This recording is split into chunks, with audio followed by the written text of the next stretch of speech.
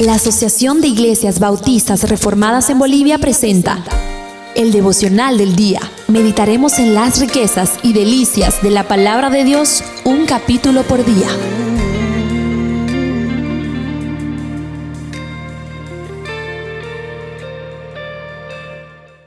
Primera de Crónicas, capítulo 10.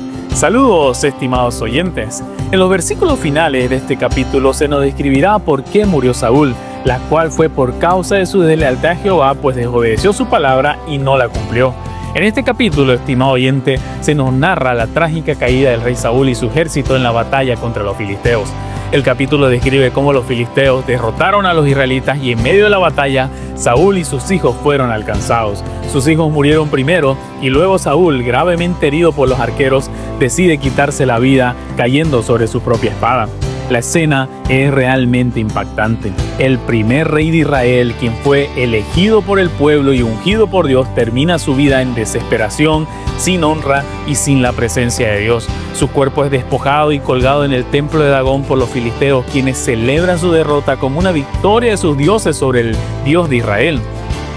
Pero ¿por qué sucedió esto? La clave está en los versículos finales. Saúl murió no solo por la batalla, sino por su desobediencia a Dios.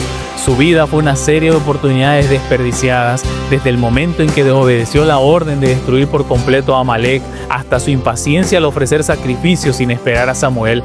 Vemos a un hombre que constantemente actuó según su propio juicio en lugar de confiar en Dios. Su mayor error fue que en el momento de mayor angustia, en lugar de volverse a Dios, buscó ayuda en la adivinación, como dice el verso 13.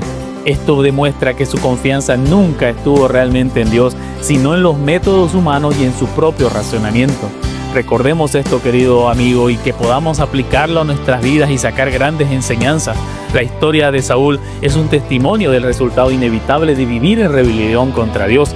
A simple vista, tenía todo lo que el mundo valora: poder, prestigio, una posición privilegiada, pero sin Dios, el éxito es una ilusión. La prosperidad sin la presencia de Dios es efímera, y el fin de Saúl es un claro recordatorio de que solo en el Señor hay verdadera seguridad, como dice el Salmo 127:1. Si Jehová no edificare la casa, en vano trabajan los que la edifican. Pero su caída no ocurrió de la noche a la mañana. Las pequeñas desobediencias nos llevan a grandes caídas. Saúl desobedeció a Dios repetidamente y aunque sus pecados parecían pequeños al principio, fueron la evidencia de un corazón rebelde. Su historia confirma la doctrina de la depravación del hombre. Cuando se persiste en el pecado sin arrepentimiento, el corazón se endurece y el juicio de Dios es inevitable. Su desobediencia progresiva nos recuerda que no somos salvos por obra, pero sí estamos llamados a la obediencia como fruto de una fe verdadera.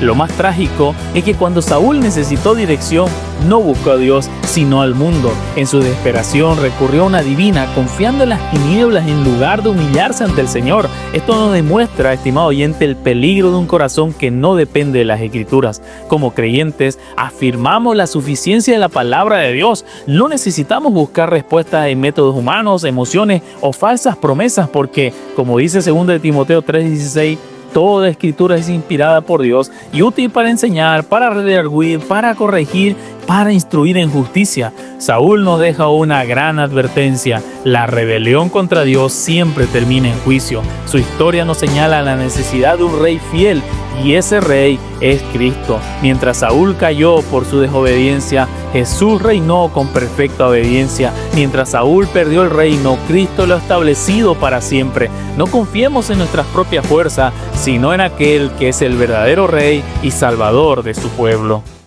Gracias por acompañarnos en el devocional del día, presentado por la Asociación de Iglesias Bautistas Reformadas en Bolivia. Si deseas más información, búscanos en todas las redes sociales como Asociación de Iglesias Bautistas Reformadas en Bolivia.